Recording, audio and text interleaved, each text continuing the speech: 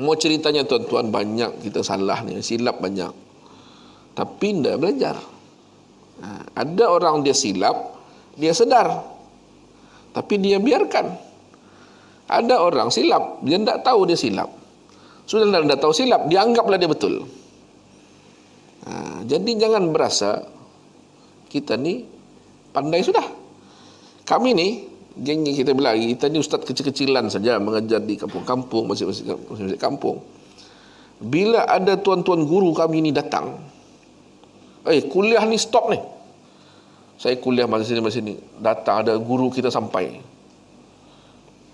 Kan, dulu bila Allahyarham Syekh Ahmad Fahmi Zamzam datang, ada slot kuliahnya datang ke Sabah.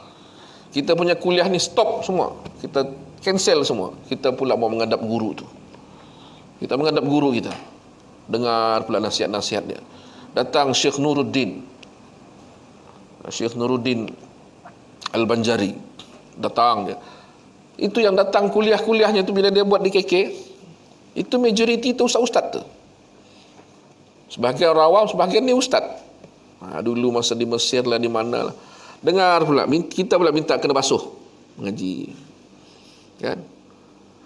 Saya bila tokoh-tokoh Quran, bila ada masa berjumpa, ada majlis tilawah, ada mesyuarat berkait dengan Quran, kan? Jadi hakim tilawah. Ada masa tu kita celah-celah duduk tanya balik. Kita kalau ustaz lah, syekh ke, atau dia sudah orang tua-tua datuk ke, kita bertanya, ini macam mana hukumnya, hukum mengaji tu. Padahal dulu kita belajar juga, tapi kita mau ambil ilmu dia tu. Ini syekh macam mana bersebutan dia yang betul ni? Macam mana berbeza di antara hukum ini dengan hukum ini? Tanya balik. Jadi kalau ustaz-ustaz begitu, yang orang awam lebih lagi lah nak mengaji, nak belajar, kan? Dan kita pula ustaz-ustaz ni bukannya kita tahu semua, enggak. Ilmu agama ni terlalu luas. Cuma orang awam menganggap bila sudah ustaz tu tahu semua. Mana kita tahu? Tanya soalan fiqah, kita pun apa dia jawapannya ni? Mana kita tahu ni? Tanyalah ada grup kita ni ustaz-ustaz semua. Cuba siapa dulu menjawab, diam semua. Semua pun tak tahu. So bukan bidang dia. So kita tahu bukan kita punya bidang, kita akan tanya orang yang ahli dia. Tanya ada soalan faraid, kita tanya ustaz yang bidang faraid, hatta pusaka. Ini ada dalam betul tanya tentang masalah falsafah. Kita tanya orang mengaji ahli falsafah. Kan kita tahu ke semua. Kan? Jadi belajar. Baik. Tadi cerita sembahyang kita ni, selepas kita habis sembahyang, apa kita mau jaga? Keikhlasan. Habis sudah sembahyang, kita kena ingat bahawa godaan ni sentiasa berlaku. Godaan.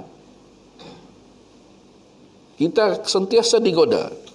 Sebelum kita sembahyang, digoda oleh syaitan supaya jangan sembahyang. Masa kita sembahyang, digodanya kita ingat macam-macam. Sampai kita mudah ingat rakaat sudah ni. Sudah rukuk sudah. Ya, aku baca Fatihah kata dia. Imam ni terlampau sadap membaca. Sampai dah terkenang baca Fatihah kan tak tadi. Kita sudah rukuk. Macam ni. Kan?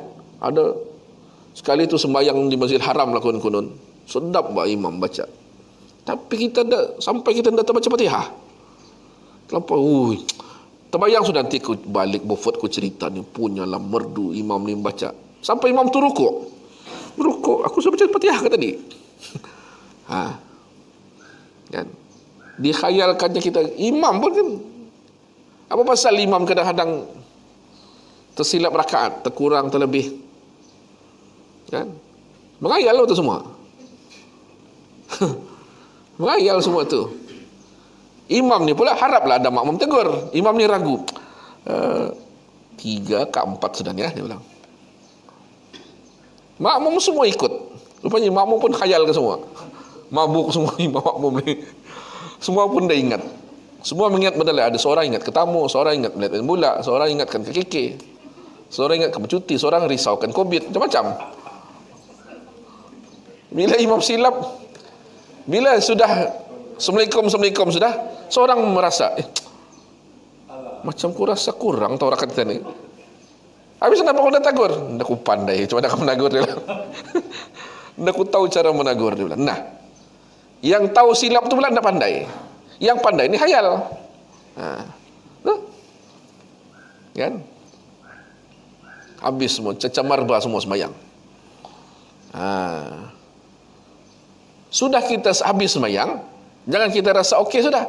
Diganggu lagi oleh syaitan. Apa dia ganggu? Dia datangkan kita perasaan ujub, perasaan sum'ah, perasaan riak. Apa tu ujub? Merasa kagum dengan diri sendiri. Perasaannya, aku rasa dalam ramai-ramai tadi sembahyang maghrib tu, aku lah paling okey kali. Orang lain tu mana ada tu, khayal semua tu dia bilang. Aku lah paling bagus. Kan? Kalau habis, contohlah hari ni Jumaat, sembahyang Jumaat, balik ke rumah, dalam kereta tu mengayal. Silap-silap dalam banyak-banyak tadi jemaah tu. Aku sih betul sedekah 50. Yang lain tu mana ada tu. RM5 pun payah kan melurih. Aku situ 50 minggu-minggu dia.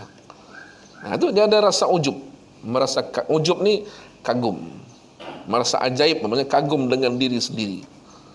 Orang lain tu mana ada. Paling-paling RM1 situ tu. Aku saja 50. Mau monjar RM5 pun ada 3 kaping dia bilang. RM10 lagi lah kaping sekali. Dia kagum dengan dirinya sendiri. Padahal dia baru beribadat tadi, ibadahnya apa? Sedekah tu.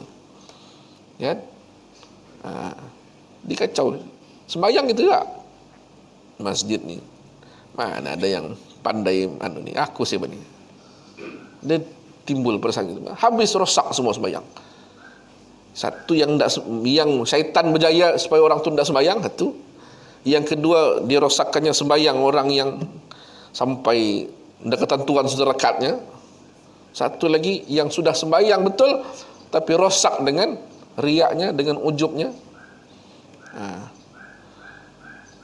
Syaitan ni dia ndakan, kalau macam polis lah kan, apa dia punya pangkat tu? Corporal. Atas corporal? Sarjan. Okey. Yang sembahyang ni istilahnya corporal. Syaitan dia akan hantar, syaitan corporal juga. Dia mesti hantar atas lagi sarjan. Supaya mau mengalahkan orang ni. Kan?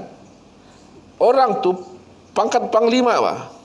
Dia akan hantar staraf panglima tu lebih lagi. Dia akan hantar untuk menewaskan orang tu. Jadi ini ustaz, tidak akan dia hantar yang satu level sama ustaz pada sisi syaitan lah. Level tu mesti dia hantar yang lebih power lagi. Gitu. Jadi siapa pun boleh terdedah. Terdedah kita. Jadi kemudian lepas sembahyang ni ada namanya, kita ada wirid, kita ada doa, kita ada sembahyang sunat. 3 tu kan. Okey. Wirid ni tuan-tuan, selama kita ni tak ada benda-benda yang ini guru-guru kita ajar. Kan? Ini termasuklah dalam kita mau menjiwai sembahyang. Walaupun asasnya sembahyang tu sudah habis sudah. Bila sudah Assalamualaikum warahmatullahi, habislah itu. Habis sudah. Tapi wirid ni menambah kesempurnaan. Kan? Guru-guru kita ni selalu ajar. Kalau kita tidak ada aktiviti lain, tidak ada perkara yang bersifat orang bilang emergency, tidak ada apa-apa, duduklah wirid dulu. Duduklah. Lainlah dia bilang, dah aku tahan sikit perutku kan terberiak sudah bilang. Tak apalah. Ataupun dia ngam dia punya flight. Sembayang pula di surau airport. Kena panggil sudah namanya. Nantilah dalam penerbangan lah wirid. Tak apa. Ini tidak ada apa-apa. Memang free. Tapi jadi terbiat lepas Assalamualaikum cabut. Imam baru salam kedua berbunyi sudah motonya. Laju banar dia. Kan? Ni, mau baiki. Kita wirid ni, entah apa saya sebut contoh tadi maghrib dan subuh. Bila kita baca La ilaha illallah wahdahu la syarikalah lahul mulku wa lahul hamdu yuhyi wa yumit wa huwa ala kulli syai'in qadir. Berapa kali? 10 kali. Okey Imam? Jangan 3, rugi. Hendaklah berdosa, rugi. Pasal Nabi suruh tu 7, 10.